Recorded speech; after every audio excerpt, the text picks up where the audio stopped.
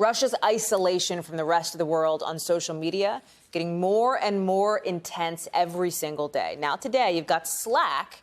You know, Slack telling NBC News it's suspending accounts in Russia, which, if you ask some of my colleagues at NBC News what they'd do without Slack, they'd say it would grind us to a halt. It's happening on Monday.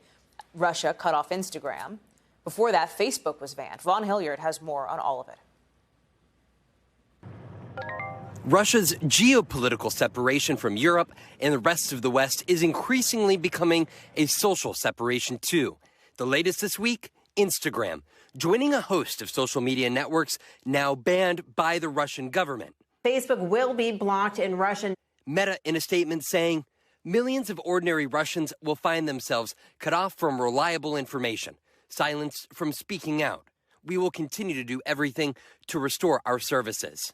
Eliminating access to social media dramatically influences people's access to news, particularly the real-time news that people have begun to rely on, especially in a time of crisis. Twitter now also forbidden, but both networks actively working to take down disinformation accounts operated from within Russia and Belarus as part of its propaganda warfare. These are two separate but sort of in tandem anti-Ukrainian disinformation operations. These social media platforms run by private companies, but whose operations are viewed as consequential and of concern to the White House. I agree. I don't have anything to read out for you in terms of private conversations with Twitter or any other social platform, but I'm happy to check and see if there's more. Go ahead.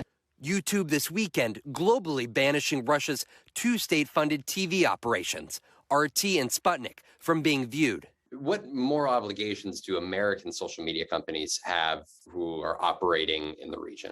And what we need to do, I think, as the West, as the U.S. government, is make sure that doesn't cut off access to accurate information. But it's going to be a very tough road forward. And I think it's going to be very, very difficult for Western companies. Then there is Chinese-owned TikTok, which has chosen to no longer allow Russians to post new content or live stream, including messages of dissent against Putin. TikTok citing Russia's new law banning user-generated content that Russia considers to be, quote, fake news about its military. Karen Kornblue is the former U.S. ambassador to the Organization for Economic Cooperation and Development. They want to make it as difficult as possible for these platforms to operate, even in that neutral way. So I think they'll find it hard to provide that window into the outside world. And they may find ways to do that, but I think the Russians are going to make it increasingly hard. The decisions made by both Russia and American media companies creating undisputed, immediate impact, but their intended consequences playing out in real time. To what extent is it possible to make an already socially connected society disconnected and socially isolated? I expect that there are going to be dark web communiques that will facilitate how people really think. And those will serve as platforms for protest, platforms for messaging, platforms for rebellion if people choose to follow those.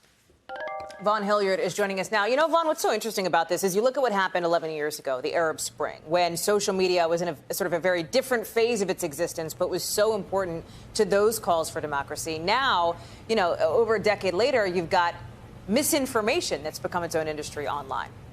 Right. 11, 12 years ago, we were just beginning to have those conversations about user-generated content and its impacts on not only individuals and groups' abilities to demonstrate. You noted the Arab Spring here. But if you fast forward to where we are today, we now have user-generated content that directly competes with traditional news outlets, and groups and governments, frankly, including Russia, are much more intentional about how they use that user-generated content, a space which now they know and understand they can have influence within and compete against the likes of traditional news media. Of course, even here within the U.S., Hallie, that is why there has been such a great extent of focus, even among U.S. political figures, about the influence and power that these very tech companies, Meta and Twitter, Instagram and Slack, hold, because they, to a great extent, are able to control over what can and should exist on those platforms. Thanks for watching our YouTube channel. Follow today's top stories and breaking news by downloading the NBC News app.